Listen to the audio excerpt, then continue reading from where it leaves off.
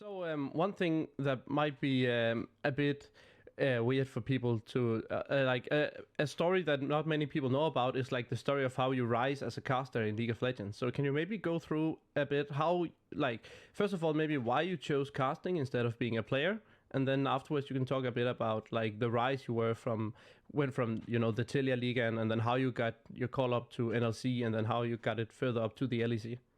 I appreciate as you ask why instead of a player because I was quite good back in the day. I was top 800 on the server at least while I was in high school gymnasium there. So I definitely could have tried to at least make an entrance into the RL scene, try and become a player instead.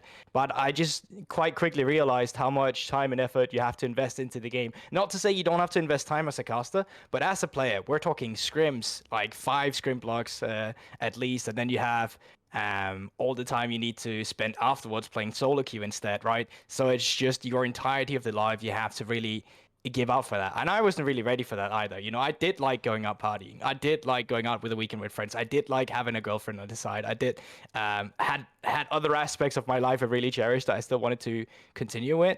And I did cinematography studies in when I was in high school. But the problem was I was really bad in like behind the camera, so I was always put in front of the camera by my group. So it's really natural for me to make the transition into casting instead. And how that really unfolded was just that I finished high school, gymnasium, whatever you want to call it, and then it's quite natural for a lot of Danes at least that we want to have a gap year. You gotta get a job for 1 year, maybe go out, travel the other year, go back and study university, whatever you want to do. Like it's quite natural that you just try and get work. So everyone's trying to get work when you finish it, and I applied for 60 jobs and I did not get a single one of those jobs.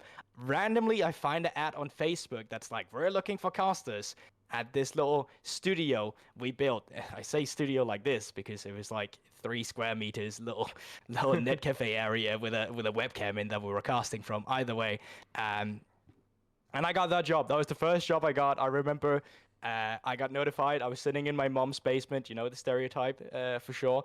And I was just jumping up and down over the fact that I got a job that paid 150 Danish crowns a day, right? Because that was just how big it was for me to get into it. Later on, I then got a job at a bakery. And then later on, I got a job at my former middle school or primary school, public school, whatever you want to call it. And it got real messy because I got notified of those jobs within the same day. I just gotten in my job interview from the bakery. Then the school called immediately after and was like, we want to give you a job too.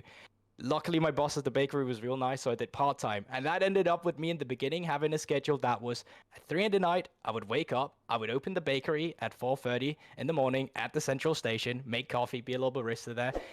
Afterwards, if the school called and said they needed a substitute teacher, I would then leave by 8 or 9, depending on when I was needed, go to the school, do all the schoolwork to 15 or 16 because that's how long the kids are staying in school now. And then afterwards, get home, get dressed, iron out my shirts, and then go to the net cafe that was like an hour away from me still by public transport. I've never had a car, so it always public transport in Denmark. Get there, do the casting for like 4 and 5 hours for 150 Danish crowns a day, right? And then get right back, sleep as fast as I could if I had work in the morning the day after because, you only get like 3 hours sleep, 4 hours sleep if you were lucky. So that's how I really transitioned to at least starting out as a caster, which was, I did that for a year and it was a lot. And the reason I did that for a year was just because I needed money on the side. Casting doesn't pay very much. You need a backup plan, right? So I needed something that could pay the bill. And that's why everything was so stressful in the beginning. God damn. Okay, that's actually crazy. And you ran that for a whole year. The thing is, those 3 jobs wasn't always at the same days, right? That was like, Yeah. at worst, they could happen on the same day, but sometimes the school didn't need you. You didn't cast all 7 days a week, right? But like on the worst of the worst days, that would look like that. God damn. Okay. So you had this casting job like together with the other jobs. So this here where you found like your calling for being a caster? Like, did you enjoy the work that you put in like rather than maybe playing it as much, but actually I commentating it? I think for sure. Like I generally feel like I mean it's two different. What do you say? Like, um, a dopamine rush you get out of it, right? Playing it, you feel good, having fun with it. But casting is it also just like the whole atmosphere, being in front of a camera, having fun with a co-caster between you, and finishing a cast where you're like, I felt really good about that. Once like when some of the best days I've had is actually not from some of my recent days. They're from back in the days when I first started out, and you start improving, you start noticing how you get better and all this stuff. Those were my favorite days when I was walking home, and then it's an hour by public transport, so I'm just checking Twitch chat on my phone to see how what the comments were while we were casting, what the feedback, what people were saying, and it just turned into being always overwhelmingly positive. Like, no one was saying any negative stuff about us. They absolutely loved us. Me and Nico back in the day, who's my co-caster back then, and that could just like make your entire evening. That was like being a caster. You felt good about doing what you did, but you could also feel good after you left and you just went home and you just had the adrenaline still going through you. Oh yeah.